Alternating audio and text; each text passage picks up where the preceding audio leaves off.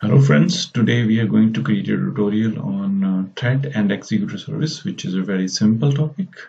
And if you're observing my screen, then you might be thinking that I'm going to cover these topics in this video, which is not the case.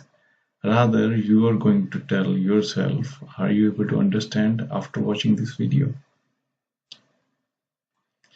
So in the start of this video, I told you that it's a simple concept, threading and executor service. Why is the case?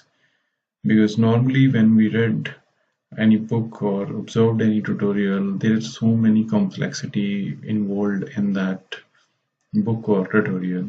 But I'll make sure if you watch this video with full of concentration, and you will feel that it's still very simple concept, and this concept will stick in your mind and you will never follow any other book because it's already clear to you. So you will never afraid of writing threading code or going for any interview with multi-threading questions. So please stick with this. So I'm taking a real world scenario in which suppose we are or you are working with the company ABC, you have one manager, and in your company you have 4 rooms for the interview.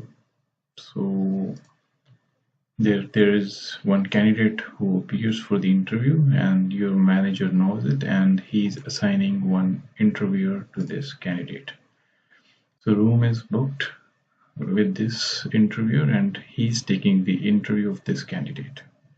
So far so simple. And suppose on the same time one more candidate appears for the interview. Now what will happen?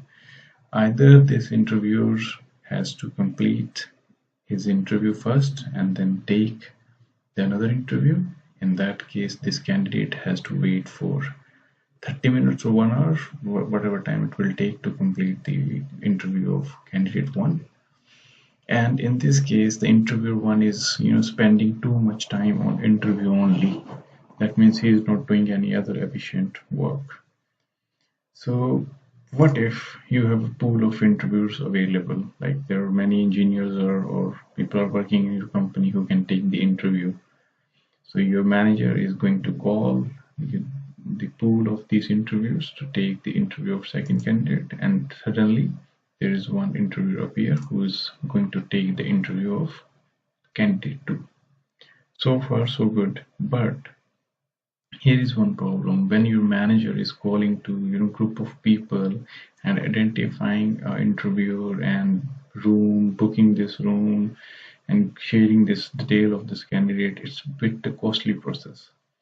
So if you are doing this on runtime, then it might cost you 10-20 minutes or sometimes more than that, and it can affect the delivery of a client on which this interviewer was working while sitting here. So if this person knows in advance that today or tomorrow this person is going to take interview, then he will be ready and it can save the time as well.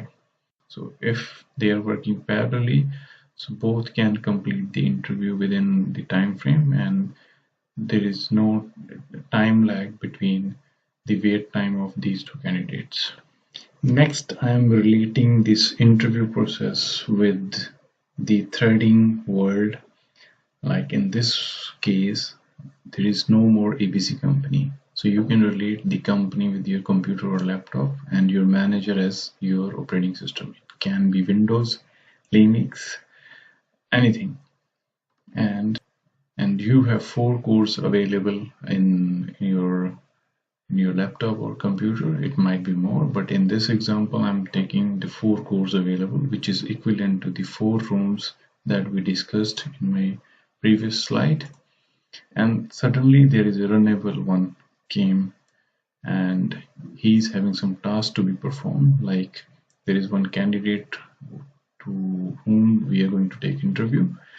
So here I just want to raise one point. Normally people feel that Runnable itself is a thread, but it's not a thread. We pass Runnable to a thread so that it can be performed. So it's kind of job that need to be performed. And then there is a thread kind of interviewer that we have in our interview process, and this thread is going to perform this task while utilizing this core, because interview is a lengthy process, so it's utilizing the whole core for 30 minutes or so. Same, we have another job.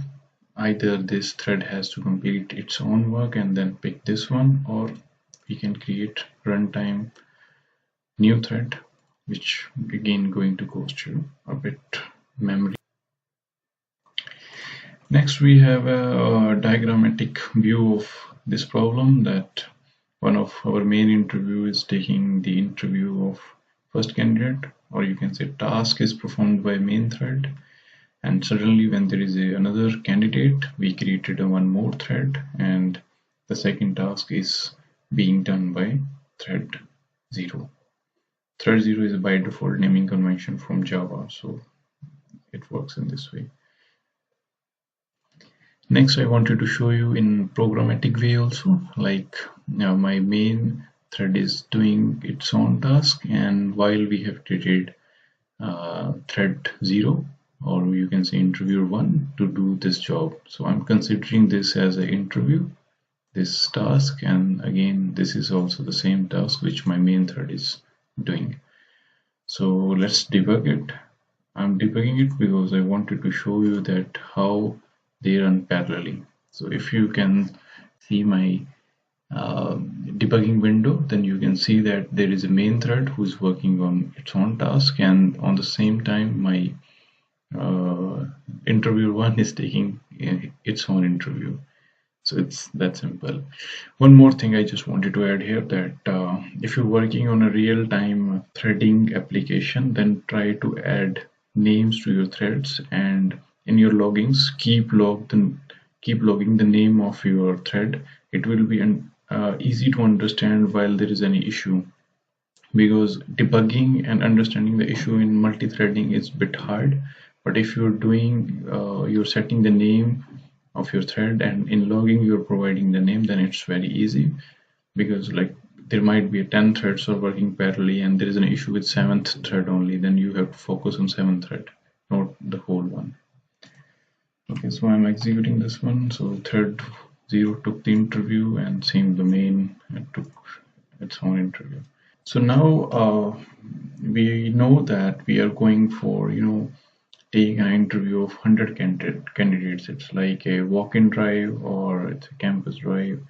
So in that case, you identify your rooms in advance, like the cores in your system, and then you identify the pool of interviewers in advance. So it should not happen that when the 100 candidates are arriving in your facility and you are deciding the interviewers at runtime. So you have to decide the pool of interviewers in advance, and then there is a queue of 100 candidates. So it will work in this way, that your interviewer 1 assigned with candidate 1 and with room 1, or means they can swap the room or candidate. It works in that way, and once the interviewer is completing its interview, he can pick the next one from the queue. Now comes the question in mind, which is a bit difficult to understand, but I'll make it simple. Like, can we assign interviewer 5 here to make it a bit faster? Yes, we can, but in this case, no, because we can mark this policy internally that if the interview is not going to complete in 30 minutes, then interviewer has to vacate the room for interviewer 5, and then this interviewer has to wait for any other interviewer to either complete it or pause its interview so that he can take his turn again. And then your manager has to do so many things to get candidate and room allocated for this thread or this interviewer. So if your job is time consuming, you cannot make more interviews or more threads than your available cores. Now I'm relating everything with our system, and as we have 4 cores as per this example, 4 threads, 100 runnables, and we shouldn't create more thread if our Runnable is CPU intensive or taking times for calculations or something. I'll explain the whole logic behind selecting the number of threads in my next slides. And next I am explaining here in diagrammatic way, like our main thread is running and then we have created 4 threads which are doing their own tasks, and this is how thread pool works internally.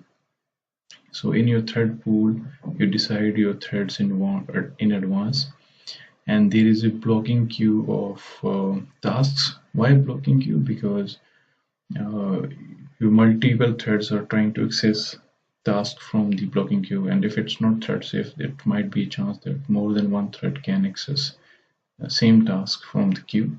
So that's why it's a blocking queue, and it's a thread safe collection available in Java. And once this thread is completing its own task, then it's getting the next one. So this is the process they are doing iteratively till the queue is empty, and getting the task and then executing it, keep iterating again and again.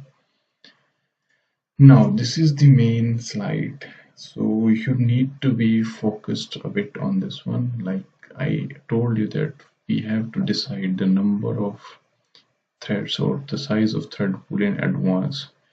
So for that, if you are an experienced person, then you must be aware of your runnable code. What kind of code is it? Is it a CPU intensive or a IO intensive? You have to categorize one of those. So if your CPU intensive task is there, like you are writing some cryptocurrency code or blockchain kind of things, doing long calculation or balance sheet for a stock exchange, then you should not create more than the available codes, because as I already told you in my previous slides, like you always need to do so many things to getting the chance to the next one, then it tries to stop any one of these and then giving the chance to the new thread, and then it's a bit complexity. So you should not do if it's a CPU intensive task. On the other hand, if it is a IO intensive task, like you're doing some REST call, printer job, or DB query or something, then you can create, because in this case your one thread is going to do REST call and then waiting for it, means it's sleeping for some time, and the same time your OS can give the same code to some other thread so that you can improve the efficiency. In this case, if you're creating one more thread, then it's degrading the performance instead of efficiently utilizing your core resources, and in this case it's increasing the performance. And now I'll describe you all this thing in programmatic way on my clips. So when I was saying that your number of threads in case of CPU intensive task should not be more than the available cores. So how can you check that how many number of cores are available? So in Java there is a class runtime which provides you the runtime instance, and from there you can get the number of available processors. That's it, and you need to pass these number of threads as a pool. I'll explain this thing also through this executor service. So if it is a CPU intensive, then you have to proceed with this way. If it is a IO intensive, then you can decide like 100, 20, 500, whatever, like depends what kind of code is there in your Runnable. So this one is the bit new thing for us, and instead of thinking as a bit strange things, you can just imagine it that internally it's writing the thread T1 is equal to new thread T2 is equal to new thread, the number of thread you pass. So it's very easy way to create a pool, and it also provides you some of the API to work perfectly with the threads. Now we have 20 runnables, like 20 candidates for interview, and this is the job that we need to do, and we are submitting it. Submitting means by using the execute, we are asking threads to pick these threads from the queue and try to execute it one by one. Now let's try to execute this one. Okay, now in my system there are 8 cores available. So my interviewer 1 finished with the tea or breakfast on the first instance, and then picked one candidate for the interview, then third one, then second one, fourth one, fifth. That sixth one is very fast. Like he took one interview or rejected candidate in the first 2 or 3 minutes and then picked up the another one. So it's work in this way.